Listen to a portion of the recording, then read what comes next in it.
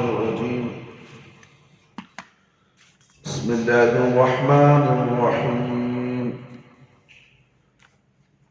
نحمده ونصلي على رسوله الكريم أما بعد فإن خير الحديث كتاب الله وخير الهدي هدي محمد صلى الله عليه وسلم وشر الأمور محدثاتها وكل محدثة بدعة وكل بدعة ضلالة وكل ضلالة في النار.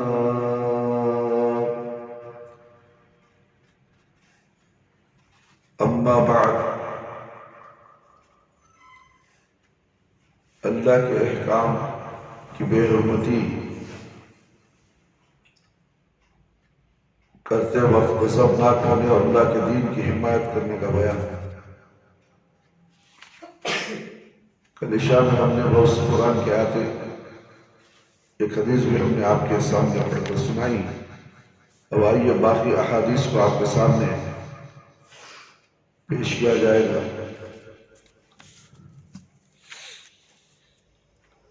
وعن عائشة رضي الله عنها قالت خدم رسول الله صلى الله عليه وسلم من سفر وقد سفرت صحبة لي بخرام فيه تماثيل فلما راه رسول الله صلى الله عليه وسلم حتكه وتلون وجهه وقال يا عائشة أشد الناس عذابا عند الله يوم القيامة الذين يضاهون بخلق الله. متفق عليه. الصحبة كالصحبة تكون بين يدي البيت والخرام بكسر الخاف سر رفيق وحتكه أفسد الصورة التي فيه. عائشہ رضی اللہ عنہا سے روایت ہے کہ رسول اللہ صلی اللہ علیہ وسلم ایک سفر سے واپس آئے اور میں نے گھر کے سامنے کے چبوترے پر ایک پردہ ڈالا ہوا تھا جس میں تصویریں تھیں. اور جب رسول اللہ صلی اللہ علیہ وسلم نے اسے دیکھا تو آپ صلی اللہ علیہ وسلم نے فوراً ان تصویروں کو بگاڑ دیا اور غصے سے آپ کے چہرے کا رنگ تبدیل ہو گیا اور فرمایا اے عائشہ رضی اللہ عنہ، قیامت والے دن اللہ کے ہاں سب سے زیادہ عذاب والے لوگ وہ ہوں گے جو اللہ کی پیدائش کی صفت میں مشابہت اختیار کرتے ہیں. اسے بخاری اور مسلم نے روایت کی ہے. الصحبہ گھر کے سامنے چبوترا نما کوئی چیز، الخرام خاف پر، الخرام خاف پر زبر، زیر باریک پردہ، حد کہو اس تصویر کو بگاڑ دینا، بگاڑ دیا جو اس پردے میں تھی. اسی لیے تصویر کا ہونا حرام ہے، اس لیے کہ جاندار چیز ہے، انسان کی ہو، پرندے کی ہو، جانور کی ہو، کوئی بھی تصویر گھر میں نہ رکھے. تو اللہ کے نبی صلی اللہ علیہ وسلم پردے میں دیکھنے کے بعد اسے بگاڑ دیے، خراب کر دیے، اس لیے کہ اس کا سخت عذاب ہے قیامت کے دن. کیونکہ انسان کی صورت و شکل بنانا وہ اللہ کی کاریگری ہے، بس اس میں جان بھرنا ہوتا ہے، مگر کیا یہ لوگ جان بھر سکیں گے؟ نہیں بھر سکتے، تو پھر وہ تصویر بنانا جائز نہیں ہے. قیامت کے دن اللہ تعالیٰ ان مصوروں کو پکڑے گا اور کپڑے ایسے نہ خریدیں جس میں تصویر ہو. بچوں کے بھی بہت سے لوگ ٹی شرٹ وغیرہ اس کے اندر تصاویر ہوتی ہیں، ایسے خرید لیتے ہیں، اور اس پر بھی کیا ہے، گندے نام بھی ہوتے ہیں، عیسائیوں کے نام ہوتے ہیں، جیسے جانسن، فلپس، سمجھ میں آ رہا ہے؟ بہت سے قسم کے نام ہوتے ہیں. ان لوگوں کی تشریح ہم لوگ کرتے ہیں، سمجھ میں آ رہا ہے؟ ان کے نام کو ہم آگے بڑھاتے ہیں اور اسی نام کے ساتھ ہم نماز بھی پڑھ لیتے ہیں. تو پھر سوچو ہمارا مقام کیا ہے، ہماری نماز کا مقام کیا ہے. ہم لوگ عیسائیوں کے، یہودیوں کے کپڑے پہن کر پھر سمجھتے ہیں کہ اپنے آپ کو ہم مسلمان ہیں. نہیں میرے بھائی، مسلمان پورے بننا ہے.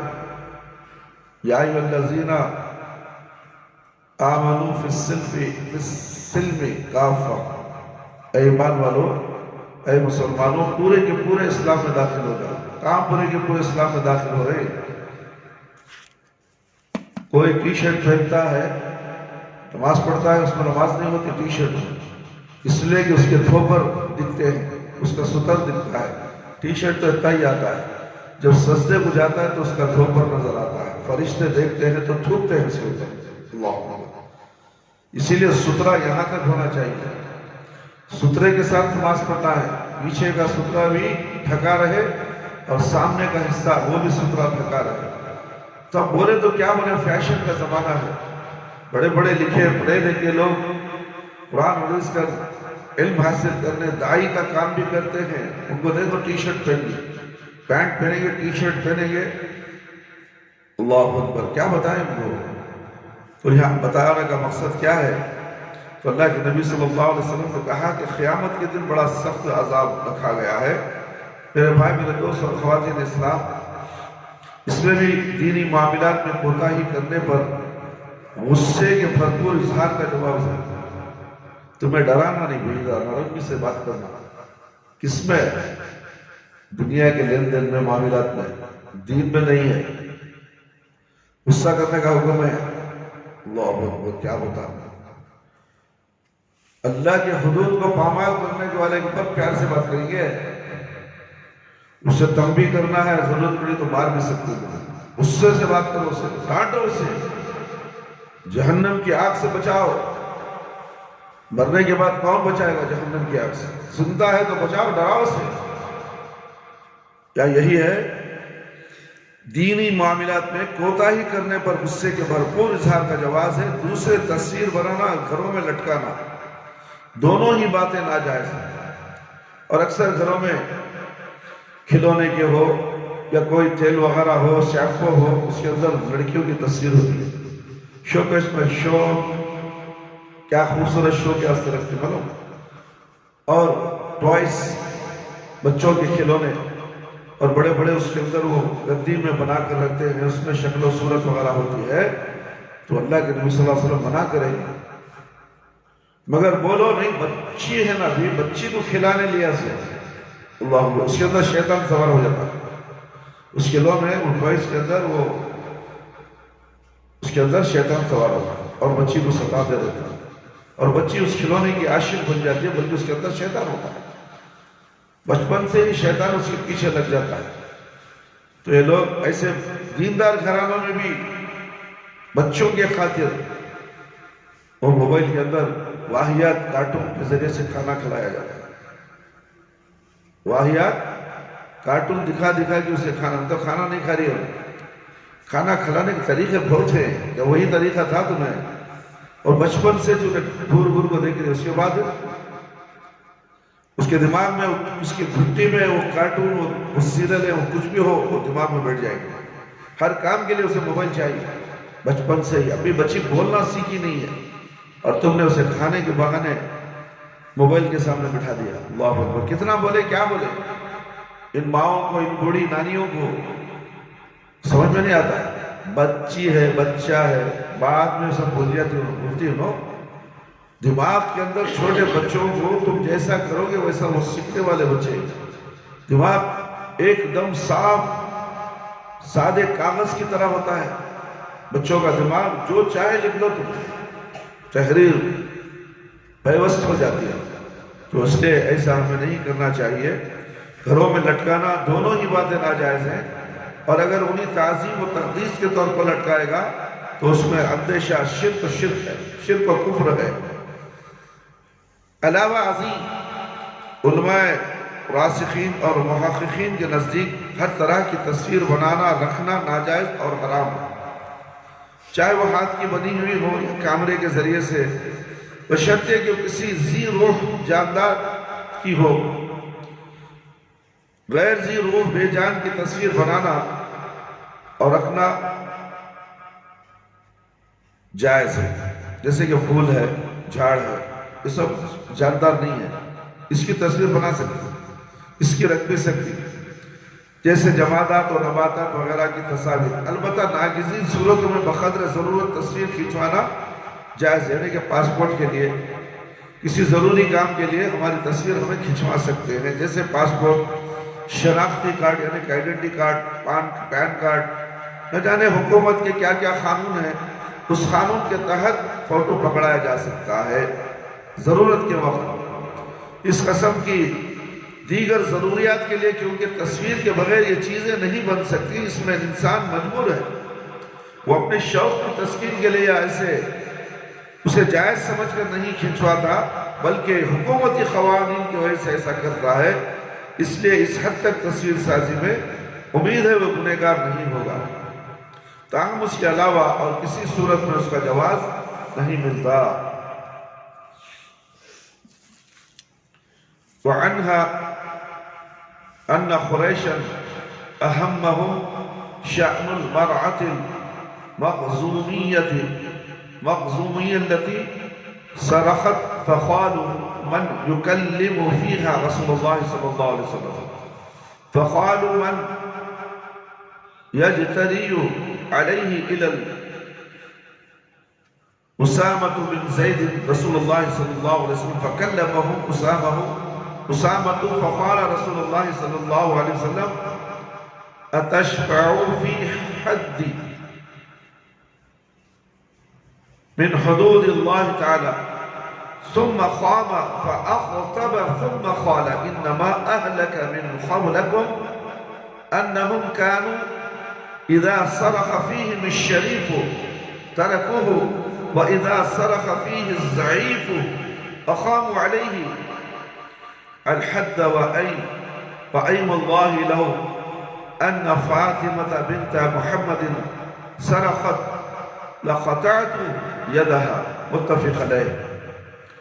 عائشہ رضی اللہ عنہا سے روایت ہے کہ قریش کو اس مخزومی عورت کے معاملے نے، جس نے چوری کا ارتکاب کیا تھا، پریشان کر دیا تھا، پس انہوں نے آپس میں کہا اس کی بابت رسول اللہ صلی اللہ علیہ وسلم سے کون بات کرے گا؟ تو انہوں نے کہا یہ جرم تو صرف رسول اللہ صلی اللہ علیہ وسلم کے چہیتے اسامہ بن زید رضی اللہ عنہما ہی کر سکتے ہیں۔ چنانچہ اسامہ رضی اللہ عنہ نے آپ صلی اللہ علیہ وسلم سے بات کی تو رسول اللہ صلی اللہ علیہ وسلم نے فرمایا کیا تو اللہ کی حدودوں میں سے ایک حد پر سفارش کرنے لگا ہے؟ پھر آپ صلی اللہ علیہ وسلم نے کھڑے ہو کر خطاب فرمایا تم سے پہلے لوگوں کو بھی صرف کسی چیز نے ہلاک کیا کہ جب ان میں کوئی معزز آدمی چوری کر لیتا تو اسے چھوڑ دیتے، اور جب ان میں کوئی ضعیف آدمی چوری کرتا تو اس پر حد قائم کر دیتے۔ یاد رکھو اللہ کی قسم اگر محمد صلی اللہ علیہ وسلم کی بیٹی فاطمہ رضی اللہ عنہ بھی چوری کرتی تو یقیناً میں اس کا ہاتھ بھی کاٹ دیتا۔ یہ بخاری اور مسلم کی روایت ہے میرے بھائی میرے دوست۔ اس حدیث سے ہمیں یہ پتہ چل رہا ہے کہ ایک بات تو یہ ثابت ہوئی کہ اللہ کے حد میں کسی کے لیے سفارش کرنا جائز نہیں، جو بھی اللہ کی حدودوں کو چھوڑتا اس کی سفارش نہیں ہو سکتی۔ اللہ کا حدود، اللہ کا حکم اسے پار نہیں کر سکتا آدمی، اسے چھوڑ نہیں سکتا اللہ کے حکم کو۔ آج نہیں کل دیکھیں گے پرسوں دیکھیں گے، چھوڑو جانے دو کیا بھی نہیں ہے، ایسا نہیں ہے میرے بھائی میرے دوست۔ اگر تم اسے چھوڑے گے تو پھر وہی اللہ کے حکم کی پامالی کرتا ہی رہے گا، اور یہاں تک کہ اس سے موت آ جائے گی اور وہ جہنم رسید ہو جائے گا۔ ایک آدمی کو تم بچانے کی بجائے اسے جہنم میں بھیج رہے ہو، اسے پیار سے بات کر کے، رحم سے بات کر کے، اللہ کے حدودوں کو پامال کرنے والے کے ساتھ رحم نہیں کرنی چاہیے۔ جیسا کہ نماز ہے، 5 وقت نماز پڑھنا فرض ہی اللہ کا حکم ہے، اور اسے نماز نہیں پڑھتا کیا اس سے تم دوستی رکھو گے؟ اس کے ساتھ اٹھو گے، بیٹھو گے، اس کے کھاؤ گے؟ دیکھو اپنے آپ کو، تم کتنے رشتہ دار ہیں تمہارے بے نمازی، تم ان کے ساتھ اچھی طرح بات کرتے ہو، گھل مل کے بات کرتے ہو، ان کے گھروں میں جاتے ہو، کھانا کھاتے ہو، پیتے ہو، سب کچھ کرتے ہو، بلکہ وہ بے نمازی ہے، اس وقت اسے نماز پڑھنے کی تلقین کرنا چاہیے۔ اگر ایسا نہیں کر کے کھاتے ہو تو ناجائز ہے میرے بھائی میرے دوست، سوچو تو صحیح، یہ اللہ کا دشمن ہے، اللہ کے حکموں کو پامال کر رہا ہے، اللہ کے حکموں کے، اللہ کے حدود اللہ کو چیر کر نکل جا رہا ہے۔ بے نمازی سے بھی دوستی کرنا جائز نہیں ہے۔ یہ تو اللہ کا دشمن ہے، اللہ کے حکم کی پامالی کرنے والا یہ کیسے اللہ کا دوست ہو سکتا ہے؟ میرے بھائی میرے دوست سوچ کر دیکھیے، اللہ کے حدود میں کسی کے لیے سفارش کرنا جائز نہیں، اور اگر کوئی یہ جسارت کرے تو حاکم مجاز کے لیے اس کی بات ماننا جائز نہیں ہے۔ اسی طرح مجرم کا تعلق اگر کسی اونچے خاندان سے ہو تو یہ خاندانی شرف و عزت اس کی سزا میں رکاوٹ نہیں بننا چاہیے۔ ہر بڑے اور چھوٹے، امیر و غریب دونوں کے لیے قانون اور سزا یکساں ہے۔ سزا اور قانون میں ان کے درمیان محض عمارت و غربت کی وجہ سے فرق و تمیز کرنا بڑا جرم ہے۔ ایسا کرنا بلا شبہ اللہ کے غضب کو دعوت دینا ہے۔ وعن انس رضی اللہ عنہ ان النبی صلی اللہ علیہ وسلم رأى نخامة في القبلة فشق ذلك عليه حتى روي في وجهه فقام فحكه بيده فقال إن أحدكم إذا قام في صلاة فإنه يناجي ربه وإن ربه بينه وبين القبلة فلا يبزخن أحدكم قبل القبلة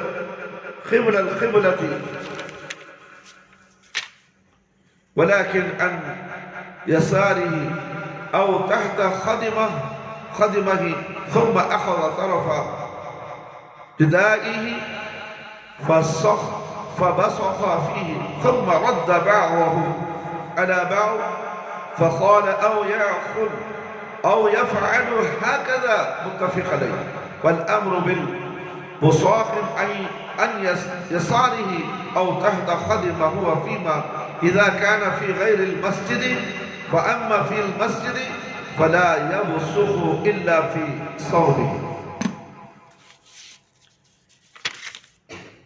انس رضی اللہ عنہ سے روایت ہے کہ نبی کریم صلی اللہ علیہ وسلم نے قبیلے کی جانب دیوار میں تھوک لگا ہوا تھا، تھوک لگا ہوا دیکھا۔ آپ کو یہ بات بہت گراں گزری، حتیٰ کہ اس کے آثار آپ کے چہرے پر دیکھے گئے۔ آپ کھڑے ہوئے اور اسے اپنے ہاتھوں سے کھروچ دیا اور فرمایا جب تمہارا ایک آدمی اپنی نماز میں کھڑا ہوتا ہے تو اپنے رب سے سرگوشی کرتا ہے، یعنی کہ اللہ سے بات چیت کرتا ہے، اور اس کا رب اس کے قبیلے کے درمیان ہے، بس تم میں سے کسی شخص کو قبیلے کی طرف نہیں تھوکنا چاہیے، قبلے کی طرف تھوک دیے تھے، قبلے کی طرف تھوکنا نہیں چاہیے، بلکہ اگر تھوکنے کی ضرورت پیش آ ہی جائے تو اپنے بائیں جانب یا اپنے پیر کے نیچے تھوک لے۔ پھر آپ صلی اللہ علیہ وسلم نے اپنی چادر کا ایک کنارہ پکڑا اور اس پر تھوکا، پھر اس کے ایک حصے کو دوسرے حصے سے مسل دیا اور فرمایا اس طرح وہ کر لیتا۔ بخاری کی روایت ہے میرے بھائی میرے دوست۔ امام نووی رحمۃ اللہ علیہ فرماتے ہیں اپنے بائیں جانب پیروں کے نیچے تھوکنے کا حکم اس صورت میں ہے جب وہ مسجد سے باہر ہو، لیکن مسجد میں اپنے کپڑے میں تھوکنے کے علاوہ کہیں نہ تھوکے۔ اللہ پہلے مسجدیں کیسی تھی؟ کچی مسجدیں تھی، فرش نہیں ہوتا تھا، مٹی میں نماز پڑھتے، یا تو کھجور کے تکیاں بچھا کر نماز پڑھتے تھے۔ تو اس لیے تھوک آ گیا، کیا کریں گے؟ اپنے کپڑے تھوک دو۔ پہلے ایسا تھا کہ سامنے تھوکاتے تھے، قبلے کی طرف تھوکنے کا حکم نہیں ہے۔ سمجھ میں آ رہا ہے؟ یہ اللہ کے نبی صلی اللہ علیہ وسلم ہر چیز بتا کر گئے، مگر آج کے جماعت والے بہت سے لوگ کہتے ہیں کہ نہیں، اللہ کے نبی صلی اللہ علیہ وسلم ہمارے امام صاحب بتا رہے، ہمارے امام صاحب بولے سے سننا ہے۔ موجودہ دور کے امام صاحب، وہ زمانہ چلا گیا، یہاں تک کہ احادیث کے اوپر بھی شک کیا جاتا ہے۔ بخاری کون، کیا معلوم اس کے اندر حدیثہ صحیح ہے کو، یہ اس سے شک کی بنیاد، شک کی وجہ سے کفر میں چلا جاتا ہے انسان۔ اگر احادیث پر شک کرے گا، بخاری اور مسلم پہ شک کرے گا، جو صحیح احادیث ہے اس پر شک کرنے والا اسلام سے خارج ہو جائے گا۔ میرے بھائی میرے دوست اور خواتین اسلام، اس میں مسجد کا ایک نہایت اہم ادب بیان کیا گیا ہے۔ مسجد کے اندر قبلہ رخ نہ تھوکا جائے۔ حدیث میں اس کے لیے جو طریقہ بتایا گیا ہے، عین نماز کے دوران اس پر عمل کیا جا سکتا ہے۔ تاہم اگر انسان نماز میں نہ ہو تو اب وضو خانوں میں وہ وافر پانی کا اہتمام ہر مسجد میں ہوتا ہے۔ رومال یا چادر کا کونا استعمال کرنے کی بجائے صفائی کے لیے وضو خانہ ہی سب سے بہتر جگہ ہے۔ دوسرا، مسجد میں گندگی نظر آئے تو اسے فوری طور پر صاف کر دیا جائے۔ ایک تنکا بھی اگر پڑا ہے تو فوراً اٹھا لیا جائے، چھوڑنا نہیں، دیکھ کر خاموش نہیں رہنا، اپنے جوب میں رکھ کر باہر جا کے پھینک دو، یا تو ہاتھ میں لے کر جاتے جاتے ہاتھ میں لے کر باہر پھینک دو، اور مسجد کو گندگی سے ملوث کرنے سے مکمل گریز کیا جائے۔ تو اس کے اندر مسجد کے آداب، اٹھنے بیٹھنے کے آداب، پاکی صفائی کے آداب، اور قبلے کے طرف منہ کر کے تھوکنا منع ہے۔ ان تمام احادیث سے ہمیں بہت سبق ملتا ہے، اور اللہ کے حدود کو پامال کرنے والے کے ساتھ محبت کے ساتھ، شفقت کے ساتھ پیش آنا نہیں چاہیے۔ ہاں، دنیا کے معاملات ہیں، لین دین ہے، کچھ دنیا کے گھریلو معاملات ہیں، اس کے اندر نرمی، عفو درگزر کرنا چاہیے، مگر اللہ کا حکم چھوڑنے والا، فجر کی نماز نہیں پڑھنے والا، اسے پیار سے بولے کہ بچہ ہے کل پڑھ لے گا، جب اسے فرض ہو گئی نماز، کہانی ختم۔ جب 7 سال کی عمر میں بچے کو مسجد کو لے جانے کا باپ سے کہا گیا، یہ باپ ہی نماز کو نہیں آتا تو بچے کو لے کر کہاں سے جائے گا؟ اور بچہ جب 10 سال کا ہو جائے تو اسے مارنے کا حکم ہے، نماز چھوڑنے پر اسے مارو۔ 12 سال میں سے بستر الگ کر دو، کہاں الگ کرنا؟ بستر میں سے۔ کیا ایسے معاملات میں، اللہ کے حکم کے معاملات میں، نماز کا فرض کا چھوڑنا، ایسے معاملات میں تم اپنے گھروں میں اپنے بیوی، اپنی بیٹیوں کو، اپنے بچوں کو رحم کرتے ہو؟ یہ تمہارے لیے جہنم بن جائے گی۔ اسی لیے کہا گیا تمہارا مال، تمہاری اولاد تمہارے لیے فتنہ ہے۔ محبت میں کرو، محبت میں آ جاؤ گے بچوں سے، فتنہ ہو جائے گا۔ بچی ہے، بچہ ہے، بعد میں سدھر جائے گا، نہیں سدھرے گا، بعد میں تو بے نمازی ہی ہوگا، بعد میں سدھرے گا نہیں، تمہیں سدھر دے گا، یا تم کو گھر چھوڑ کے جانا پڑے گا، یا تو یہ گھر چھوڑ کے چلا جائے گا۔ ایسے کتنے حادثے ہو چکے ہیں دنیا کے اندر، ہر گھر میں۔ ہر گھر کی اولاد بگڑتی ہے تو کب سے بچپن سے اسے تربیت نہ دیں، اور یہ جب بڑا ہو جائے گا تو ماں باپ کی بات نہیں سنے گا اور گھر چھوڑ کر چلا جائے گا، اللہ کی بات نہیں سنے گا، اللہ کے حدودوں کو پامال کرنے والا، اس سے محبت ہرگز نہ کرو، یہ اللہ کا سب سے بڑا دشمن ہے۔ اسے پناہ بھی مت دو، اگر کوئی اسے پناہ دے گا تو وہ نحوست ہے، اس کے گھر کو، اس کے کاروبار کو نقصان ہے، اور دنیا میں بھی نقصان، مرنے کے بعد بھی نقصان ہے۔ ایک مالک، غلام جو ہوتا ہے، مالک سے بغاوت کر کے بھاگ جائے، اس کی نماز، اس کی دعا، کوئی چیز قابل قبول نہیں ہے جب تک کہ وہ واپس مالک کی طرف نہ جائے۔ اگر کوئی اولاد باپ سے بغاوت کر کے بھاگ جائے، جب تک وہ رہے اس کی عبادتیں قبول نہیں ہوگی، اس کی نماز قبول نہیں، اس کی دعا قبول نہیں، اور اللہ کے فرشتوں کی لعنت اس پر پڑتے رہی گی جب تک کہ وہ باپ سے اگر معافی تلافی نہ کر لے اور وہ باپ کے ساتھ رجوع نہ کر لے۔ جب تک باپ سے رجوع نہ کرے گا، اسی طرح دل دھستا جائے گا، دل میں دھستا جائے گا، اسے کبھی راحت سکون نہیں ملے گا۔ وہ چاہتا ہے کہ میں آرام سے ہوں۔ ایک بچہ تھا، پڑھتا تھا مدرسے میں، شرارت کی وجہ سے نکال دیا گیا، ابھی نکالا نہیں، خالی سنایا گیا اسے، اتنا خوش ہو گیا، اللہ میں بچ گیا مدرسے سے۔ دیکھو شیطان اسے کیسا خوشنما بنا دیا، خوش ہو گیا، اور باپ، یہ دیوس باپ خاموش، میرا بچہ خوش ہو گیا، اسے فکر نہیں ہے ایسے باپ کو۔ ایسے باپوں کو دیوس کہا گیا، اسے جنت کی خوشبو نہیں سن سکتا ہے۔ اللہ کے حدود کو پامال کرنے والی اپنی اولاد، نماز کو نہیں اٹھنے والی اولاد، اور باپ خاموش رہے، وہ جنت میں جائے گا؟ باپ ہرگز نہیں جائے گا۔ باپ کو بھی خود نماز پڑھنا ہے، مسجد کو چل کے آنا ہے۔ یہ کوسا 30 مارکان ایسے سے کوسا ترہ لگ گیا، یہ گھر میں نماز پڑھے گا؟ بچوں کو تو بھیج دے گا مسجد کو، اور خود گھر میں نماز پڑھے گا یا سو جائے گا؟ نہیں میرے بھائی، ایسا نہیں ہے، اس کے لیے عذاب ہے۔ یہ حدود اللہ کو پامال کرنے والے لوگ ہیں، ان کے ساتھ نرمی نہیں برتی جائے گی، اور تنبیہ کیا جائے تاکہ تنبیہ کرو، اس لیے کہ وہ جہنم سے بچ جائے۔ نیت ایسی ہونی چاہیے کہ تنبیہ کرنے کا مقصد اسے جہنم سے بچانا ہو، بلکہ دشمنی نہیں، دشمنی سے بدلہ لینے کی نیت سے ایسا نہیں، انہیں مجھے فلانا نقصان پہنچا تھا، ویسے بدلہ لینے سے خوب غلط نہیں ہے، ایسی نیت نہ ہو۔ اس کی اصلاح کے لیے غصہ کرو، اسے جنت کو لے جانے کے لیے غصہ کرو۔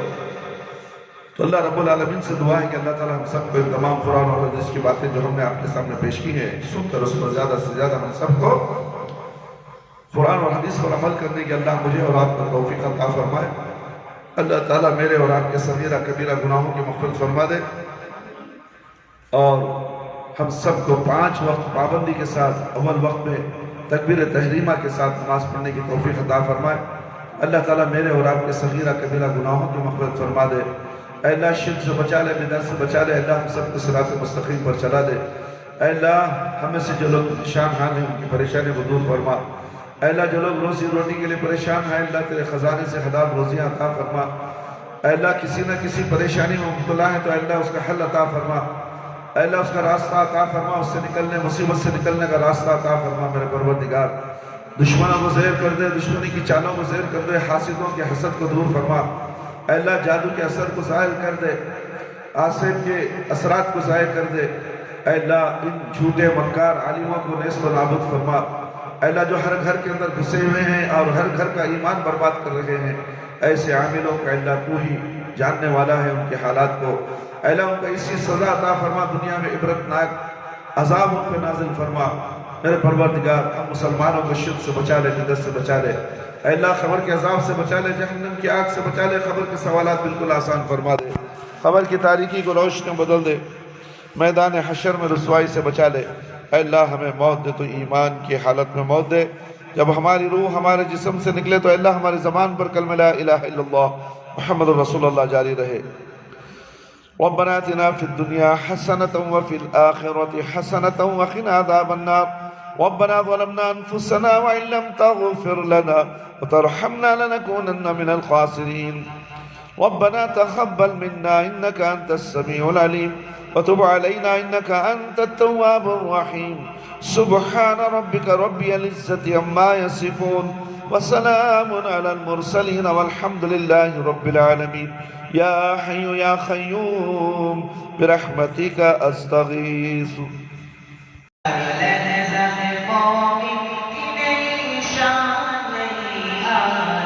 تعلیمات تقویٰ اللہ کی قرآن تعلیمات تقویٰ تعلیمات تقویٰ تعلیمات